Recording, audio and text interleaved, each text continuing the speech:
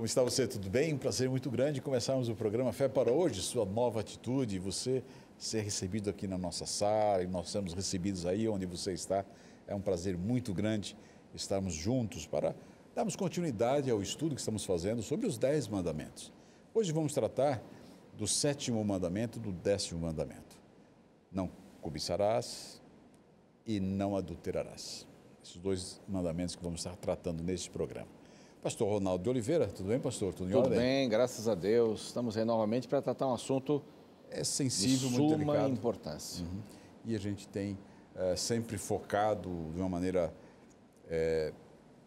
trazendo, né, visões diferentes, pontos diferentes, para que os nossos amigos possam tomar a sua nova atitude ao lado dessa abordagem. Entender, né, o que os 2 mandamentos querem dizer, né, como não adulterarás, seja puro, não cobiçarás, seja agradecido com aquilo que você tem.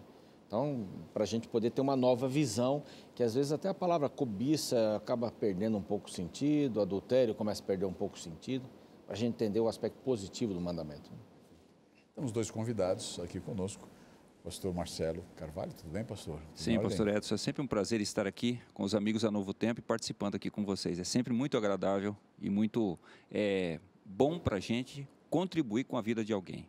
Deus abençoe a todos. É verdade. Pastor Alexandre Martins, tudo bem, pastor? Tudo em ordem? Tudo bem, graças a Deus. Uma bênção. Estou muito feliz de estar aqui novamente nesse programa.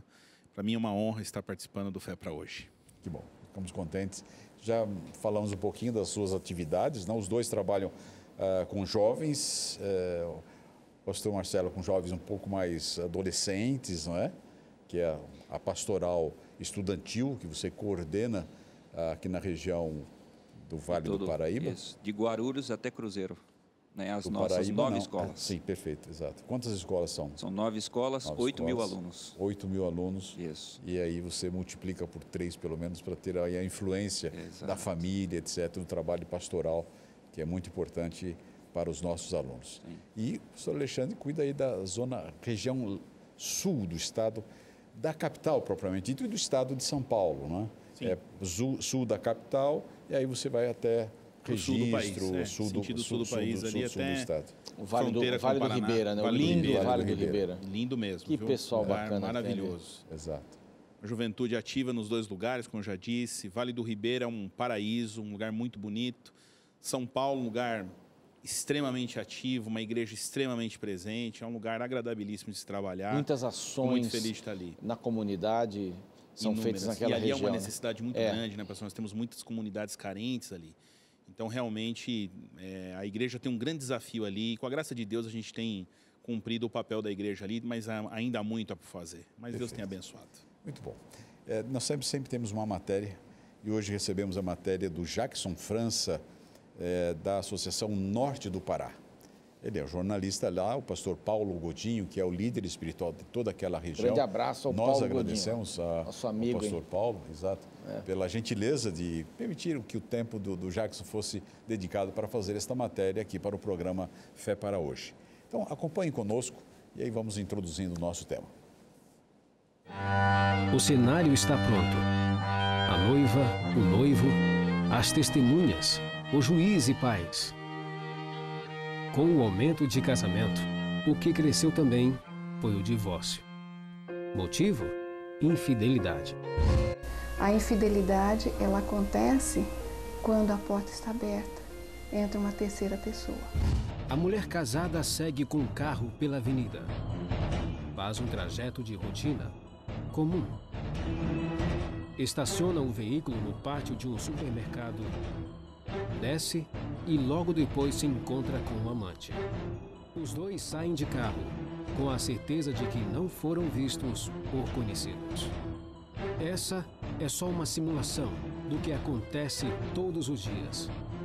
Só fizemos isso para mostrar que a traição acontece quase sempre de maneira discreta.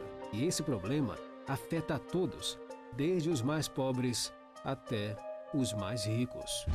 2 dos artistas mais populares do Brasil ficaram por semanas em destaque nos jornais do país. E não foi pelo sucesso, mas pela crise que sepultou a banda Calypso.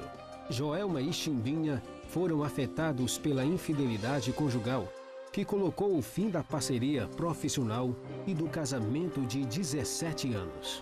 Quando um dos cônjuges é infiel, é porque existiu sofrimento nas duas pessoas. E um deles foi o sinalizador do sofrimento. E geralmente quem é o sinalizador é o que trai. Fomos às ruas para perguntar: você já traiu? Rapaz, pelo que eu conheço ainda não. E o senhor já traiu? Já. Já traí.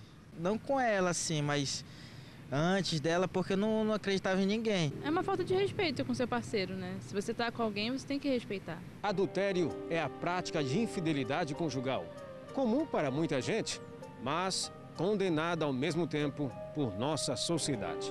Meu querido, esse negócio de trair é do tempo do Ronca, sempre existiu, né? Comigo e com Sati dá bastante certo, a gente só é amantes, entendeu? Acho que tem que ter um acordo entre as partes. Se as partes estão de acordo, por que não? Dá bastante certo a questão de livre, eu fico com quem eu quiser, ele fica com quem ele quiser e ninguém sofre. Por que sofrer, né? Eu não concordo, né? Eu nunca tive essa experiência, eu acho que nem eu, nem ele. Casal é casal.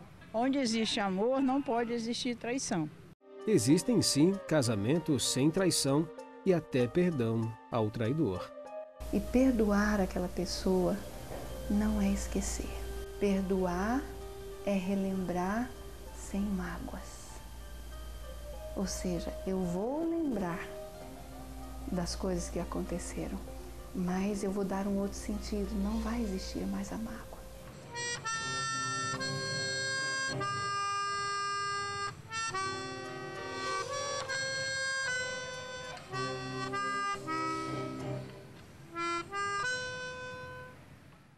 Obrigado, Jackson. Ótima matéria, muito obrigado mesmo. Um abração muito forte aos nossos amigos aí de Belém do Pará. É uma cidade lindíssima, um povo acolhedor e a gente tem saudade de estar aí com vocês. Quem sabe a gente pode visitá-los também aí. Um abraço muito forte a todos vocês aí de Belém. Veja aí a colocação, não é? É um aspecto, né? Um aspecto desses dois mandamentos que a gente comum se propõe, talvez, né? Que é a traição, que ele trabalhou bastante esse aspecto da traição, né? Que também é bastante amplo. Você pode trair de diversas maneiras sem nunca se deitar com uma outra pessoa fora do seu casamento. E para a Bíblia, quando você olhou com intenções impuras, já adulterou com a pessoa. Quer dizer, aí entra pornografia, internet, traição, de todas as maneiras, sem contato físico, né? Eu vejo assim, pastor, Deus foi tão misericordioso conosco.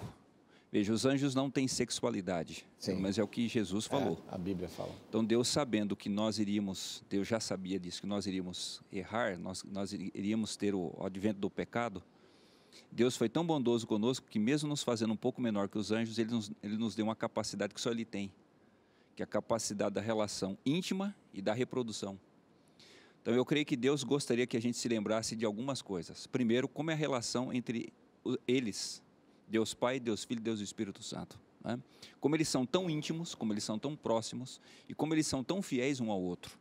Porque nós vemos isso, né, na questão da salvação do ser humano. Cada um tem o seu papel na nossa salvação. E um sempre faz em função de quem? Do outro. O pai dá ao filho, o filho morre pelo pai. O Espírito Santo abraça, né, toda essa obra. Outra coisa que a gente vê também na questão da fidelidade, da sexualidade humana, é a oportunidade de eu dar a vida a outro ser para desfrutar dessa união, que é quando nascem os nossos filhos. E é assim um grau, porque é uma procriação. Perfeito. É criar de matéria já existente. Sim. Que nem Satanás consegue criar alguma coisa sem ter alguma matéria já existente. Sim. Ele pode se incorporar, ele pode entrar dentro do corpo de uma pessoa, de um animal, como fez na serpente, e falar ali, mas ele não tem vida. É ele quem está ocupando um corpo que não é dele, para poder falar. Uma invasão. Uma invasão. Mas nós temos esse privilégio, por meio da sexualidade, de vivermos essa união que só a divindade tem no universo, não é? Por isso que quando Deus olha para a infidelidade, para ele é medonha. Porque o que você adultera com a traição? Você adultera a essência do relacionamento, que é amor. Perfeitamente. E aí você muda essa essência para uma outra essência. Então, quando eu digo não adultere, quer dizer, não adulterará, não adultere a essência do relacionamento de vocês. Não mude a essência. Adulterar uma placa de carro. Perfeito. Não mude o que ela a essência. significa. Por quê? O contrário do amor, alguns falam que é o ódio. Mas não é o ódio. Não é nem mesmo a desconsideração. O contrário do amor é o egoísmo. Quando você trai, a atitude nasce no berço egoísta. Você adulterou o caráter de Deus na imagem humana. Então, não adultere a minha imagem na sua imagem. Porque quando você trai, quando você cobiça, quando você, de qualquer forma, faz um atentado contra o outro ser humano, você está mudando a essência do amor para o egoísmo. E, a partir desse momento, você não é a imagem de Deus. O Jackson fez ali na reportagem uma simulação e falou que hoje é bem discreto essa questão. As pessoas fazem com discrição, é comum, às vezes. Mas é discreto, né? É errado, mas é discreto. O carro estaciona o carro, entra uma pessoa aqui, vai ali, etc. Tem se tornado, e também na matéria a gente viu isso, uma das pessoas entrevistadas, se colocando como, não, é comum, eu tenho um relacionamento livre, eu tenho um relacionamento aberto. Algumas pessoas falam, não, eu tenho um casamento aberto. Meu casamento, temos a mesma casa, ou nem moramos na mesma casa, ele mora na casa dele, eu moro na minha casa, e aí você tem esse relacionamento totalmente sem o respeito, mas nós os amamos, mas sem o respeito para com a outra pessoa. O pastor Alexandre fez um tempo atrás aí um estudo sobre o pós-modernismo. Você tem, aliás, vários estudos sobre isso. E como é que o casamento é visto no pós-modernismo. Como não há nenhuma regra, eu faço a minha regra. Se eu quero me casar com uma pessoa do mesmo sexo, eu me caso com uma pessoa do mesmo sexo. Se eu quiser me casar com uma pessoa, ou casar ou ficar com uma pessoa, ou morar com uma pessoa, juntar com uma pessoa, isso é problema meu, não é um problema de ninguém. Se eu quiser ter um relacionamento e estamos combinados que eu posso ter um relacionamento e você também. Então, quer dizer, o pós-modernismo, esse momento que a gente vive, é o momento que a gente não tem nenhuma regra, não existe regra. A regra sou eu que faço e ela é boa para mim. Não adianta você me dizer, olha, você tem que ser marido de uma mulher só, fiel, você tem que ser esposa de uma mulher só. Não, se isso é bom para você, faça, eu não quero fazer. É uma sociedade bastante confusa essa que nós estamos vivendo. É uma distorção moral no final, por quê? Porque ela não tem berço de nenhum tipo de ética, na verdade. Quando a gente olha a atitude em relação àquilo que é ético numa sociedade ou num grupo social que seja, a gente entende a resposta para as 3 perguntas, né? Aquilo que eu quero, aquilo que eu devo e aquilo que eu posso. Isso é atitude moral. Quer dizer, nem tudo que eu quero eu devo, nem tudo que eu devo eu posso, nem tudo que eu posso eu quero. Então, quer dizer, a minha atitude moral vai estar baseada no berço da onde nasce a essência disso. E hoje a sociedade distorce isso, por quê? Porque é um abandono de tudo isso, de uma verdade absoluta, de uma verdade plena. E aí não existe uma essência do que é que se quer, do que é que se deve, do que é que se pode. E aí perde-se tudo isso no meio do caminho. E alguns ficam preocupados que está entrando agora a pós-modernidade. Alguns já estão ecoando essa ideia. Eu imagino que, assim, alguma coisa vai acontecer para a gente voltar a buscar os princípios, ou a ética, ou manter uma ética, porque dessa maneira as pessoas estão cada vez mais infelizes. Elas não estão encontrando a felicidade que elas queriam, tanto é que eu não paro no primeiro relacionamento. Eu vou até um segundo, um terceiro, eu não sei quando eu vou parar, porque até que eu encontre alguém, eu vou testando. O problema sou eu, não é o outro. É isso, a infelicidade ela é desarmonia disso. Porque você encontra harmonia e felicidade quando você harmoniza aquilo que você quer, aquilo que você deve e aquilo que você pode. Quando isso está em harmonia, você é feliz. Quando você desarmoniza isso, você se torna infeliz. Não tem como correr, é uma realidade. Sim. Outra coisa, pastor, olhando o aspecto do crescimento dos mandamentos, a gente estava falando isso no outro programa, né? Primeiro, você tem que amar seu pai e sua mãe, honrar os pais. Okay. Por quê? Porque você nasce de alguém. Então tem uma lógica nos mandamentos, né? Primeiro você honra. E ali como você aprende... você nasceu, né? Isso. Você nasceu de uma relação saudável, quer dizer, isso. Você pode começar por aí. Honrar pai e mãe, quer dizer, casaram-se, né? Perfeito. Um casamento e aí é interessante, pastor, que o mandamento não manda amar. manda honrar, que é algo superior. Você só vai honrar alguém que você ama. Então você sente um respeito justamente pelo processo que eles tiveram de formar essa família. Logo em seguida, Deus diz o quê? Não mate, preserve a vida, faça a vida crescer. Aí, quando você aprende essas duas realidades, você pode chegar no próximo passo, que é o quê? Seja puro, não adultere. Se você não aprendeu a honrar seu pai e sua mãe, essa relação básica que todos nós precisamos ter na vida para nos edificar, e também não matar, dificilmente eu vou chegar no 7º mandamento e dizer, não, agora eu tenho que respeitar. Por que respeitar? Já não fui respeitado na minha família original. Já não precisei respeitar ninguém. Eu posso, cadeia, né? Na minha formação, quando eu estou na escola, por exemplo, eu faço bullying com todo mundo. Por que quando eu chego no casamento, quando eu sou um adulto, agora eu tenho que respeitar? Para que isso? Né? E aí você passa para o 10º. Para que eu não tenho que cobiçar? Se é meu, está à minha mão, vai ser meu sim. E eu quero aqui, eu quero agora. E ai de quem não me der isso. Se colocar na frente. Aí eu me torno quase que um Deus, né? Eu me coloco no lugar de Deus. Esse é o assunto do pecado, que é o egoísmo que você falou. Eu quero me tornar Deus como Satanás quis se tornar Deus, mas como criaturas, jamais. A visão da propriedade no egoísmo tudo é meu. Então a propriedade de tudo é minha, mesmo que seja seu. É meu, mesmo que seja seu. Quer dizer, é um berço diferente, é o antagônico ao amor. Os 10 mandamentos, eles estão construídos em cima dessa essência de amor. E o antagonismo a eles é o egoísmo, quer dizer, é uma outra essência. Então, se eu tenho a minha esposa, mas todas as mulheres são minhas, então isso é uma atitude que me leva ao adultério. Então, eu quero aquilo, mas aquilo é seu, não, mas no final é meu, porque é tudo meu, entende? Bom, pastor Alexandre, pastor Marcelo, realmente a gente deu toques interessantíssimos aí, focos interessantes. E pastor Ronaldo, dentro daquilo que a gente tem proposto para a análise dos 10 mandamentos. No próximo bloco, vamos tratar especialmente do 10º mandamento, tá bom? Voltamos já com o seu programa Fé para Hoje, sua nova atitude.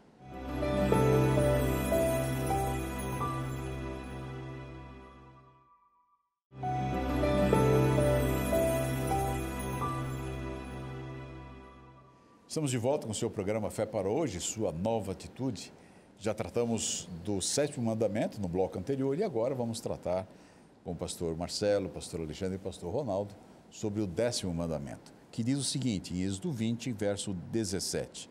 Não cobiçarás a casa do teu próximo, não cobiçarás a mulher do teu próximo, nem o seu servo, nem a sua serva, nem o seu boi, nem o seu jumento, nem coisa alguma que pertença ao teu próximo.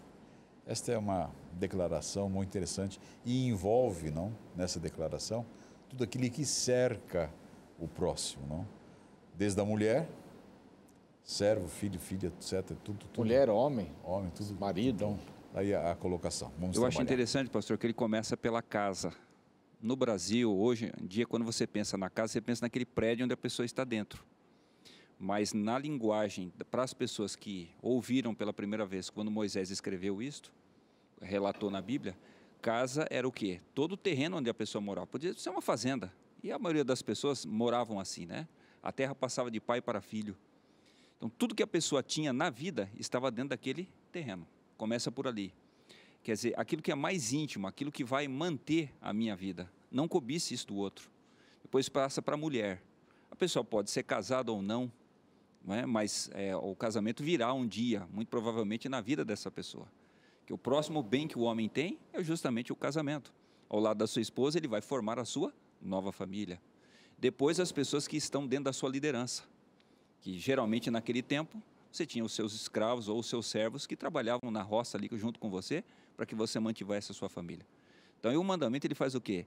Ele roda todos os aspectos, que havia naquela época de um ser humano e que também podem ser aplicados para o dia de hoje. Então, nós vemos a sabedoria de Deus. Não cobice nada, absolutamente nada do que é do seu próximo. Esse mandamento, sim, pastor. Só um comentário baseado no pastor. Essa sabedoria de Deus sobre o futuro, Porque foi realidade na época mosaica, como o pastor está colocando muito bem aqui, mas cabe a lembrança de que quando tudo isso foi dado, esse povo era tudo escravo, saindo da escravidão. Então a pergunta que se faz é, escravo é dono do quê? Escravo tem o quê? Nem da mulher dele ele era dono. Então havia uma cultura uma centenária nesse povo, aonde os senhores tinham direito sobre mulher, tinham direito sobre terra, tinham direito sobre filhos, tinham direito até sobre pseudos bens que esses escravos pudessem ter. Então aqui Deus está, através de Moisés, né, pastor, estabelecendo uma nova sociedade, uma constituição para uma nova sociedade, onde ele está dizendo, olha, vocês terão posses e quando tiverem, aprendam a ter o que é seu, sem que vocês invadam o espaço do outro. E pastor, entendeu? Assim, em várias comunidades que foram libertadas, existe uma síndrome de eu que fui libertado, começo a querer tratar meu irmão como eu era tratado quando eu estava sob a tutela de escravagista ou alguma coisa. Então isso é muito comum. Eu agora tenho poder, eu vou fazer com você o que fizeram comigo. Então, agora vocês estão livres. Vocês vão possuir coisas. E vocês vão desejar ter coisas dos outros, vocês vão ter alguma coisa. Como escravos não tinham nada. Não tinham nem as sandálias, andavam descalços. E não tinha, a mulher temporariamente, mas se o Senhor vier aqui e disser, ó, vai para lá, vai para lá. Vocês vão ter coisas, saibam ter as coisas. E tenham as suas coisas. E Deus está traçando um limite, pastor, né? Um limite de posse e, ao mesmo tempo, um limite de intimidade. Então, ele traça esses limites de intimidade. O que a cobiça, ou no caso até anterior, que nós estamos falando que era o adultério, o que ele faz? Ele invade essa linha da intimidade, daquilo que é meu limite. Mesmo que ele não seja geográfico, marcado por uma cerca, é possível você saber quando uma pessoa invade a sua intimidade conjugal, a sua intimidade do lar. Né? Por isso eu achei muito legal quando você colocou aqui a casa, né? A casa em primeiro lugar, quer dizer, que é o bem maior de proteção, de família, né? Então, Deus está colocando um limite para esse povo. Mesmo que eu seja servo, eu estou dentro da casa de alguém. Perfeito. Ele está colocando também aí um mandamento exatamente para você autocontrolar os seus desejos. É pecado ter desejo? Não, pelo contrário, pastor. Desejo, Deus colocou dentro de nós, né? Nós precisamos desejar, então, sem desejo não existe vida. Desejos, tudo bem. Não, o que Deus, o pastor Alexandre colocou, apenas Deus colocou o quê? Limite. Limites. Que se ficar sem limite, aliás, tudo na vida sem limite, vira uma depravação sem fim. Né? Sabe, essa pergunta do senhor, eu não sei se o senhor está querendo tocar nesse ponto. É capciosa. É capciosa, é delicado, mas é muito uma boa. Pergunta difícil. Porque leva a gente a fritar o neurônio, né? Mas sabe que é interessante, porque a fé, ela é de Deus, a Bíblia diz isso, que procede de Deus, mas eu tenho que ter a intencionalidade de servir. Eu tenho que ter intenção de fazer o que é certo também. Não que eu seja vitorioso sobre o que é errado sem a ajuda e dependência de Deus, porque Paulo deixa claro que isso é impossível. Mas eu tenho que ter intencionalidade de não invadir, eu tenho que ter a intencionalidade de não querer. E mesmo querendo, tendo a intencionalidade de não querer, eu busco a Deus que me dá força para vencer aquilo que eu quero e não devia querer. Então é um jogo, na verdade é uma tabelinha, né?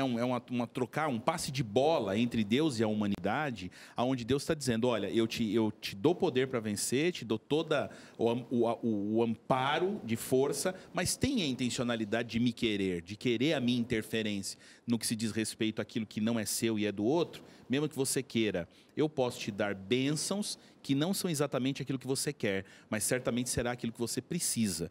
Então, o outro que ele tem não necessariamente significa que você precise, mas talvez você queira por um conforto ou por uma coisa até fútil. Mas Deus está dizendo, não peça para mim o que você quer, peça para mim o que você precisa, que eu estarei disposto a te dar sempre. E talvez aí entra um outro aspecto. Bênção não é o que eu tenho, mas o que eu sou. Se Deus me faz uma pessoa abençoada, eu não preciso ter. Eu sou abençoado. Então a gente geralmente diz assim, Senhor, me dá uma bênção, me dá isso, me dá aquilo. Não, a bênção maior é ser. Se eu sou, Paulo disse assim, eu estou contente com o que eu tenho. Aí eu estou contente. Isso não quer dizer uma pessoa medíocre, né?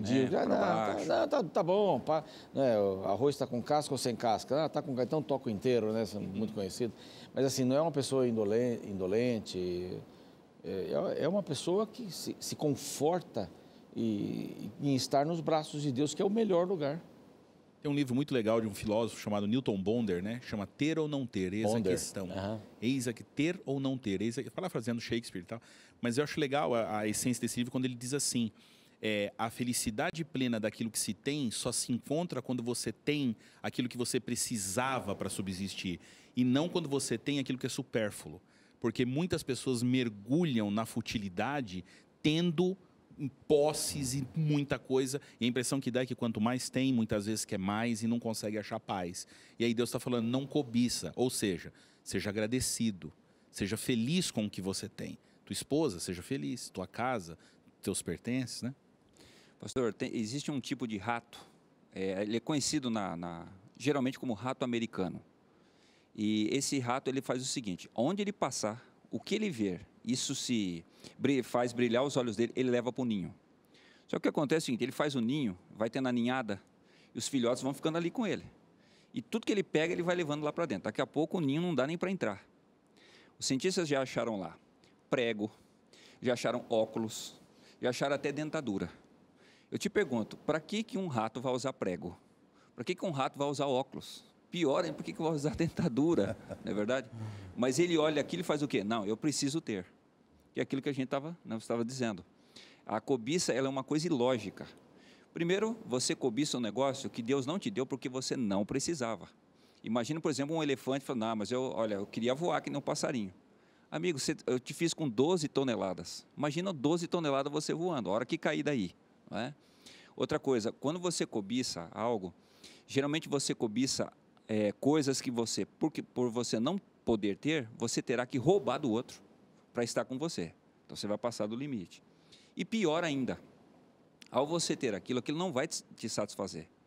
Porque, em geral, quando você rouba do outro, você cobiça, você esconde aquilo, porque as pessoas não percebam que você pegou. Foi a questão do Acã, personagem bíblico. Ele roubou um negócio para colocar debaixo da barraca. Ué, se eu roubei uma coisa que eu não posso usar, então qual sentido faz de eu pegar isso do outro? Ter, né? Não é verdade? É o que alguns fazem, por exemplo, roubam dinheiro e mandam para fora do país. Mas se o dinheiro está lá, o que valeu a pena eu ter pego isso? Eu não vou poder usar aqui no meu dia a dia. Mas chega uma hora que você tem tanto que você tem que abandonar aquilo que você tem porque você não cabe de tanto que tem. Quer dizer, você tem que entender, né? Eu acho que a essência desse programa é entender aqui que o pouco que se tem muitas vezes é exatamente o que se precisa para ser feliz. Sabe? Então Deus ele está sendo extremamente misericordioso quando ele pede isso. Olha, não cobiça o que não é teu, porque é provável que você nem precise ter aquilo. E se você vier a ter, aquilo vai ser um poço de infelicidade na sua vida, entendeu? Perfeito. A questão de Davi, né? Natan chegou nele e disse o quê? Rapaz, tinha um camarada aqui que tinha muitas ovelhas. E tinha um do lado que tinha uma só. Aí veio um parente. Ele fez o quê? Em vez de pegar uma ovelhinha que ele tinha, ele foi lá. Roubou do outro, ainda matou. Aí Davi disse o quê? Traz aqui que é réu de morte. Natan disse o quê? Você é esse homem. Sei que fez isso. Exatamente. Né? Mostrando, ele tinha um harém, ele não precisava pegar do outro, ainda mandar matar Urias para ter esposa do outro. Você não é possível que você não está sendo feliz com tantas mulheres que você tem. Que é a questão da falta de sabedoria, né? Que a pessoa está. É que ele não era feliz, não era feliz mesmo, né? Exato. Por isso que precisou pegar do outro. Exatamente. Né? E a extensão do mandamento, né? Mais eu quero, mais eu tenho, mais eu quero. Seja feliz e deixa o outro ser feliz também.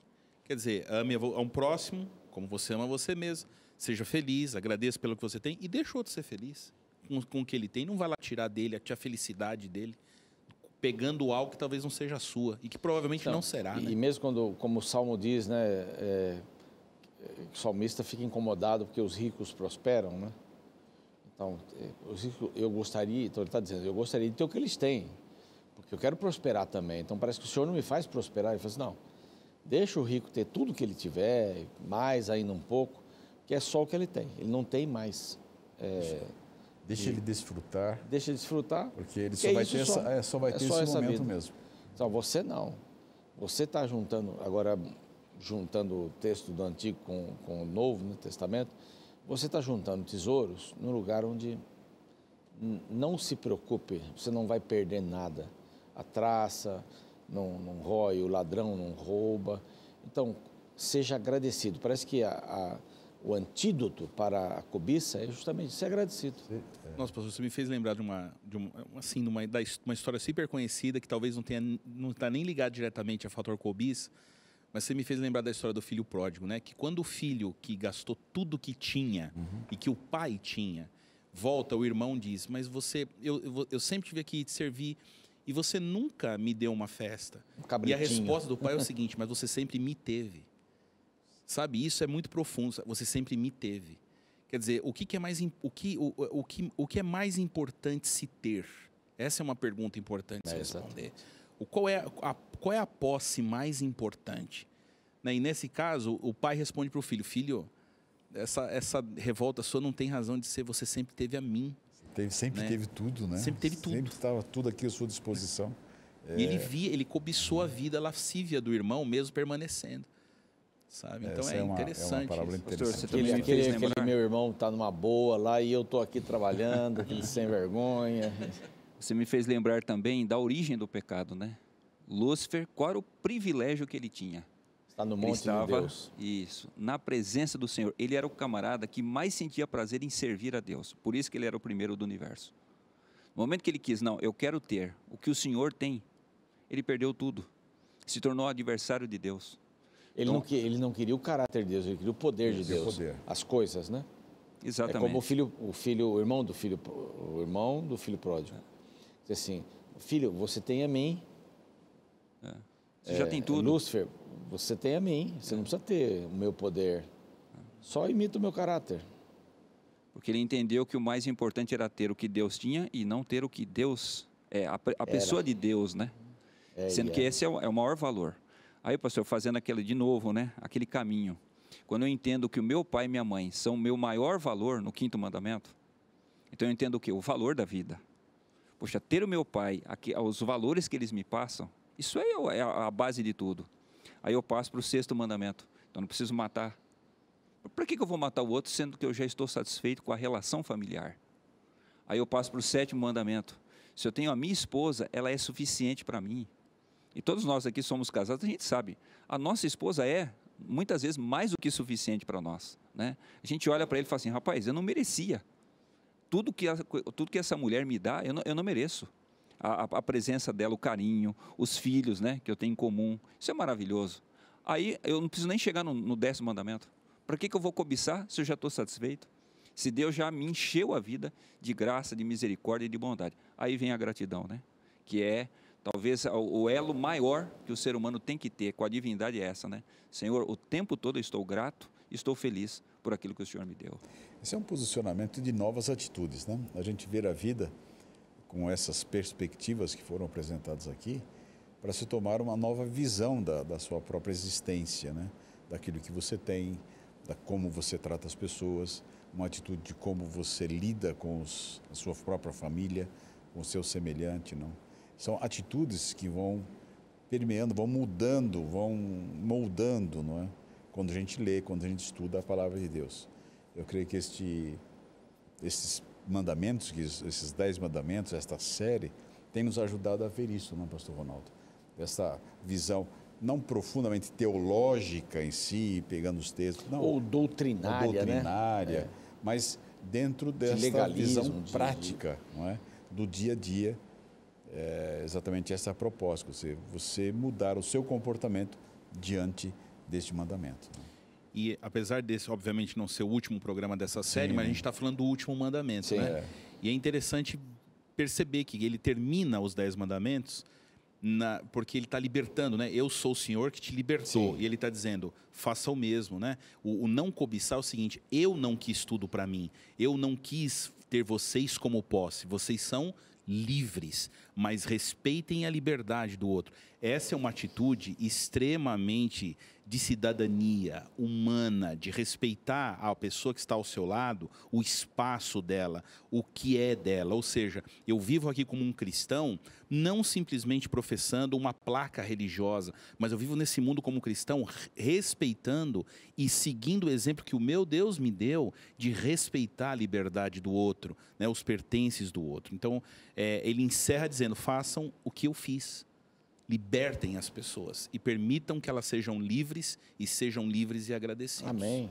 Marcelo? Pastor, me lembrei agora de Madre Teresa de Calcutá, né? Essa mulher que deixou um exemplo tão bonito, né?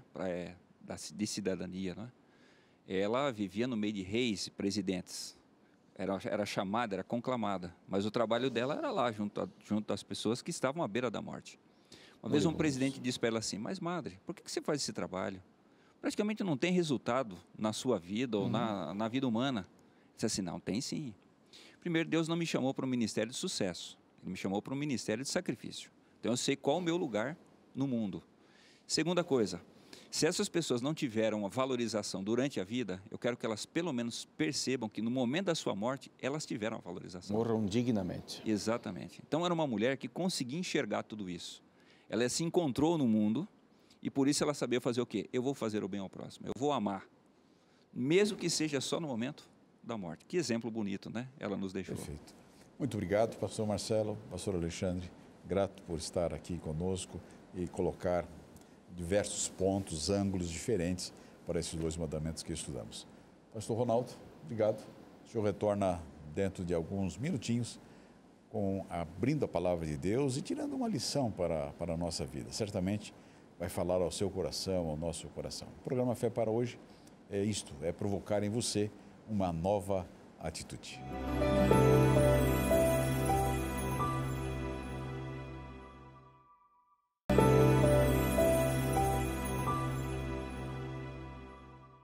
Ok, já estamos de volta, foi bem rápido, né?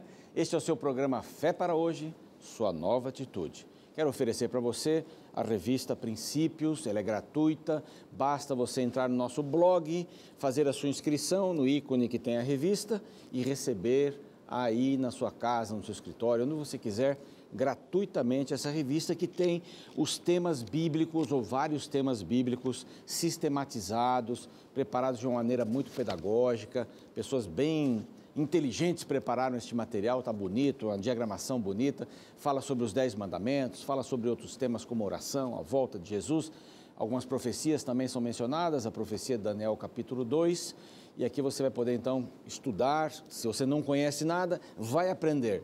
Se você já conhece, vai enriquecer o seu conhecimento da Palavra de Deus. A Bíblia, que é o livro mais lido, mais querido, é o livro que passou por tantas centenas e milhares de anos até chegar até você, até mim, a todos nós. E nós fazemos um convite para você poder então estudar a Palavra de Deus começando aqui com essa revista Princípios, que é bem interessante. Também no site biblia.com.br, você pode ter acesso a outros cursos bíblicos, agora na telinha do seu computador, né? Aí você faz um curso interativo, muito interessante, vale a pena.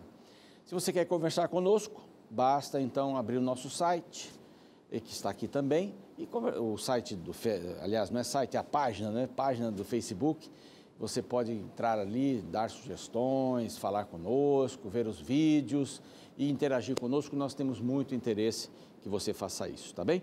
Bom, nós estamos nesta série dos 10 mandamentos. Nós resumimos os 10 mandamentos aí em 7 blocos, os 3 primeiros, depois o 4º, o 5º, o 6º, o 7º e o 10º, é este o caso, depois o 8º e o 9º terminando essa nossa série.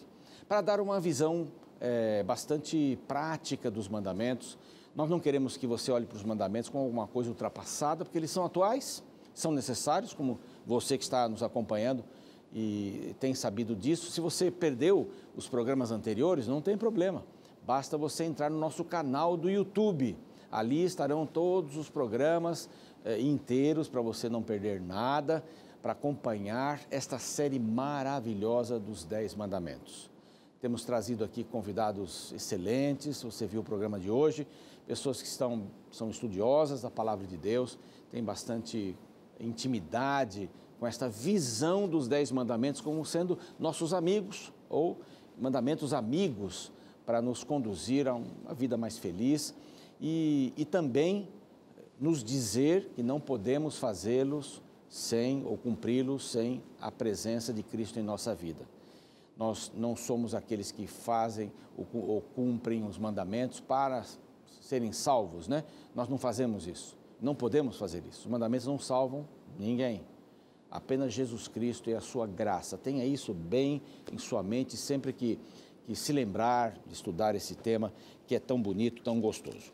Bom, a Bíblia tem diversas histórias, nós não pretendemos aqui fazer um resumo do que já foi falado, que você entendeu muito bem, mas eu quero tomar uma história bíblica que ela é muito interessante. Você sabe que a gente acorda e decide como é que vai ser, né? Nós temos recebido de Deus, Deus tem dado para nós um presente que é o presente. A gente decide o que fazer com o presente, que é o presente. É o agora, é o hoje. O ontem já passou, o passado já foi, 10 minutos atrás não voltam mais, você tem só o que você tem agora. Esse é o presente. Este presente é muito importante. O nosso inimigo vencido quer prender a gente no passado ou no futuro. Nunca deixa a gente viver o presente, porque é no presente que a gente pode ter as mudanças. No passado ele vira assim, se eu tivesse feito isso, se eu tivesse feito aquilo.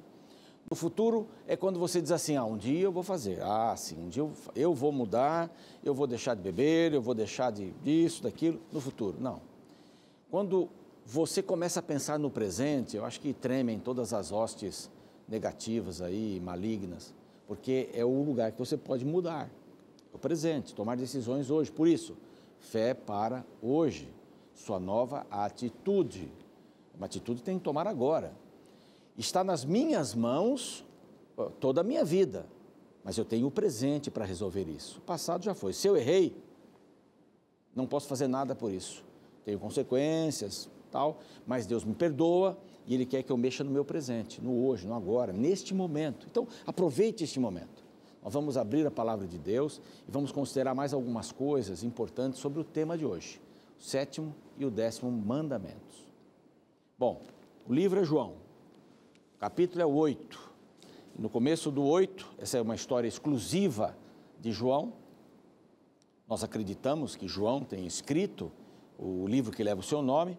Então, aqui no capítulo 8, a gente entende que esta história pode contribuir para aquilo que conversamos hoje aqui entre nós e com você também em nossa sala. O capítulo 8 começa assim. Jesus, entretanto, foi para o Monte das Oliveiras. De madrugada, voltou novamente para o templo e todo o povo ia ter com ele e, assentado, os ensinava. Vamos imaginar o quadro aqui. Jesus vai para o Monte das Oliveiras. Fazer o quê? Passar a noite em oração. Ele tinha muito esse costume. Quando ele voltava dessas noites de oração, parecia que seu rosto estava revigorado e as pessoas queriam ouvi-lo. E isso exatamente foi o que aconteceu. Jesus foi para o monte de noite, passou a noite toda orando. Ele escolheu isso. Escolheu orar porque ele precisava orar. A oração sustenta a nossa vida. O que é oração? É estar em contato com o Senhor. Foi mencionado Madre Teresa de Calcutá e perguntaram para ela certa vez, Madre Teresa, o que a senhora diz nas suas orações? Nós queríamos aqui ter uma cópia, né, das suas orações para com Deus. O que a senhora fala com Deus? Eu falei, eu não falo nada, eu só escuto. A senhora só escuta. E o que Deus fala? Também não fala nada, só escuta. Ela deu assim um exemplo de oração incrível, né? Ela está dizendo em outras palavras, e a Bíblia também fala isso em vários lugares, entra no teu quarto, vai lá que o Senhor teu Deus te vê. A oração, na realidade, está na presença de Deus, eu posso não falar nada. A Bíblia diz assim, vãs repetições não adiantam nada na oração. Ficar repetindo, não adianta. O Senhor quer saber se você está com Ele.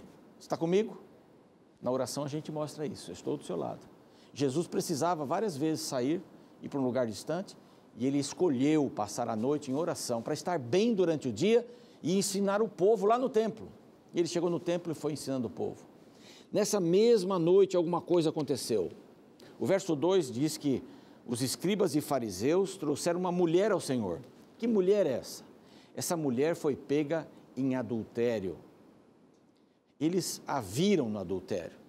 Estavam talvez espreitando na janela para o momento de ser pega em adultério. Aqui não conta a história do homem que estava adulterando com ela. Conta a história dela. Então era uma trama, na realidade. Para testar Jesus, os escribas e fariseus queriam pegar Jesus em alguma coisa, em algum momento, para desmoralizá-lo diante dos líderes judeus e também do povo. Mas eles não conseguiam isso. E nesse dia, também eles tentaram fazer isso. A história dessa mulher, rapidamente, vamos imaginar, a Bíblia não conta tudo, mas você pode imaginar. Enquanto Jesus escolheu passar a noite em oração, ela escolheu passar a noite em outro lugar. Passar a noite com um homem. Um homem que não era seu, porque foi pego em adultério, então não é o seu marido. Poderia ser o marido de uma outra mulher. E poderia ser uma pessoa solteira também. Mas se fosse marido de uma outra mulher ou solteira e não casado com ela, ela estaria em adultério. E a lei de Moisés, que foi evocada aqui pelos escribas e fariseus, dizia que se uma mulher fosse pega em adultério, se um homem fosse pego em adultério, deveriam ser apedrejados. Só trouxeram a mulher. Injustiça, não? Mas só trouxeram a mulher. Era uma trama para pegar Jesus. Trouxeram a mulher para Jesus dizer alguma coisa sobre isso. Mas vamos à mulher novamente. Ali estava uma mulher com um coração vazio. Essa mulher vivia tentando preencher o seu coração através do prazer, através da busca de ter alguém que não era seu, alguém que poderia ficar nos seus braços por uma noite, mas depois viveria com uma outra mulher, a sua mulher, com seus filhos, com o seu lar. E o que acontece muito hoje é parecido com isso. Muitas vezes um homem casado se aproxima de uma mulher que tem algum tipo de relacionamento profissional, ou de amizade, ou na academia, ou sei lá onde, na rua, ou do shopping, não sei. Se aproxima, algum elogio, um lanche juntos, saem juntos, aí começam a ter um relacionamento. Diamantes. Bom, eu sou casado, eu tenho que confessar para você que eu sou casado. Tem a marca da aliança que você já viu. Mas eu vou deixar minha mulher e vou ficar com você. Essa história se repete sempre. Se você está num caminho desse, preste muita atenção. Essa história se repete. Ela se repete porque ela é boa. Porque as pessoas acreditam, por isso que ela se repete. Ela convence. É o coração de um homem que não está indo bem no seu casamento e que vai lhe prometendo um monte de coisas. E você fica na esperança. Só que você volta para a sua casa, você volta para a sua solidão, enquanto ele volta para a sua casa, para a sua família, para os seus filhos. Há uma ligação muito forte, filhos, mulher. De repente ele te abandona, mas ele te usou bastante. Isso pode acontecer também com um homem, contrário, é mais incomum, menos comum, mas na realidade isso pode acontecer muito mais com uma mulher, que se encanta por alguém extraordinário, alguém que tem boa conversa, que tem até bons princípios e que até promete muitas coisas, mas não vai cumprir. Alguns até podem cumprir, mas imaginou? Você está sendo objeto, usado, para uma separação, mas não estavam bem. Sim, mas você colaborou. Essa mulher aqui, eu não sei por que ela foi para a cama com esse indivíduo que não tem o nome dele aqui, nem aparece. E pode ser até que ele esteja entre os que desejavam matá-la, porque a lei dizia, pego em adultério, pedra neles. E as testemunhas, a principal testemunha, a que viu, a que acompanhou, era aquela que atirava a primeira pedra. E a recomendação era assim, a primeira pedra tem que ser bem grande e tem que ser atirada na direção do coração ou da cabeça. Ela deve já deixar a pessoa no estado quase mortal. E depois as outras testemunhas, as secundárias, e aí quem quisesse atirar a pedra, podia atirar a pedra. E a pessoa morria apedrejada. Deve ser uma dor terrível essa, deve ser uma dor terrível. Essa mulher tomou uma decisão equivocada, ela não conseguiu saciar o vazio do seu coração. Foi pega em adultério, uma trama, levaram para Jesus.